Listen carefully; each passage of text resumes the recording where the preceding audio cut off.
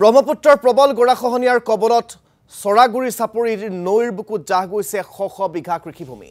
একমাত্ৰ কৃষিৰ ওপৰতে বৰ্তি থকা সৰাগুৰি চাপৰিৰ শতাধিক পৰিয়ালৰ মাজত সৃষ্টি হৈছে হাহাকাৰ পৰিস্থিতিৰ। ইফালে ইতিহাস প্ৰসিদ্ধ আজানপীৰ দৰগাহলৈও আহিছে ভাবুকি। দীৰ্ঘদিন ধৰি বান আৰু খহনীয়াৰ কবলত পৰা অঞ্চলটোক উদ্ধাৰৰ বাবে কোনো ব্যৱস্থা গ্ৰহণ নকৰাত ক্ষুভিত হৈ পৰে স্থানীয় ৰাইজ। আৰু এই সন্দৰ্ভতে আমাক সবিশেষ জনাব আমাৰ সাংবাদিক ৰূপম বৰবৰাই। হয়, শিৱসাগৰ জিলাৰ ঐতিহাসিক সৰাগুৰি চাপৰিত ব্ৰহ্মপুত্ৰই লৈছে ভয়ংকৰ ৰূপ। ব্ৰহ্মপুত্ৰ গৰাখহনীয়া কবলত পৰিছে ঐতিহাসিক সৰাগুৰি চাপৰি। পোনে পোনে কেমেৰা পাৰ্চন আব্দুৰ ৰহিমক দৃশ্যখিনি দেখুৱাবলৈ অনুৰোধ জনাইছোঁ। আপোনালোকে কেমেৰা যিসমূহ দৃশ্য দেখুৱাইছে দেখিছে সেইসমূহ দৃশ্য দেখি অনুমান কৰিব পাৰিছে যিহেতু ব্ৰহ্মপুত্ৰই কেনেধৰণৰ ভয়ংকৰ ৰূপ লৈছে শিৱসাগৰ জিলাৰ ঐতিহাসিক সৰাগুৰি চাপৰিত।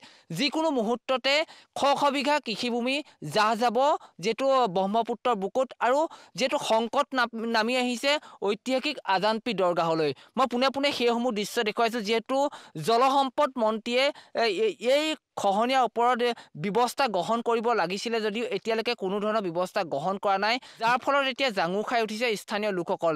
প্ৰায় 300টাৰো অধিক পৰিয়াল আছে সৰাগুৰি চাপৰি অঞ্চলত, আৰু সেই 300টা পৰিয়ালৰ এতিয়া চকুত টোপনি নাই।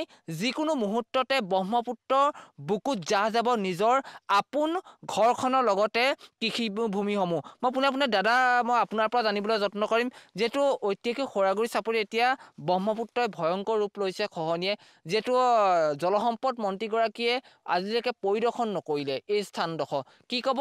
সৰাগুৰি চাপৰি বুলি ক'লে সৰাগুৰি চাপৰিটো হ'ল বিশ্ব ঐতিহ্যমণ্ডিত ঠাই। ইয়াত আছে চাহমিৰাণ আজানপীৰ দৰগাহ।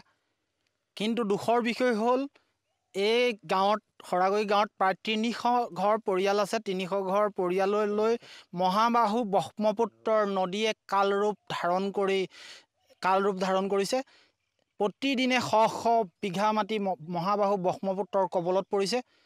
দুখৰ বিষয় হ'ল জলসম্পদ মন্ত্ৰী পীযুষ হাজৰিকা ডাঙৰীয়াই শিৱসাগৰলৈ আহি এই গাঁওখনৰ স্থায়ী সমাধানৰ ব্যৱস্থা এটা নকৰিলে।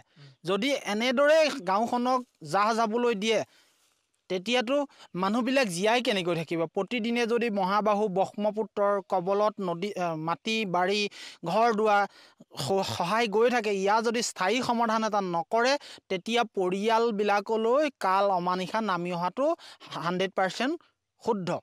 সেয়েহে মাননীয় পীযুষ হাজৰিকা ডাঙৰীয়াকো অনুৰোধ কৰোঁ, মাননীয় মুখ্যমন্ত্ৰী ডাঙৰীয়াকো অনুৰোধ কৰোঁ, জলসম্পদ বিভাগকো অনুৰোধ কৰোঁ, ইয়াত স্থায়ী সমাধান দি গাঁওখনক উদ্ধাৰ কৰিব লাগে, নহ'লে গাঁওখন চিৰদিনৰ কাৰণে মহাবাহু ব্ৰহ্মপুত্ৰৰ। ৰূপম, আপোনাক ধন্যবাদ জ্ঞাপন কৰিছোঁ এই মুহূৰ্তত আমাক সবিশেষ জনোৱাৰ বাবে।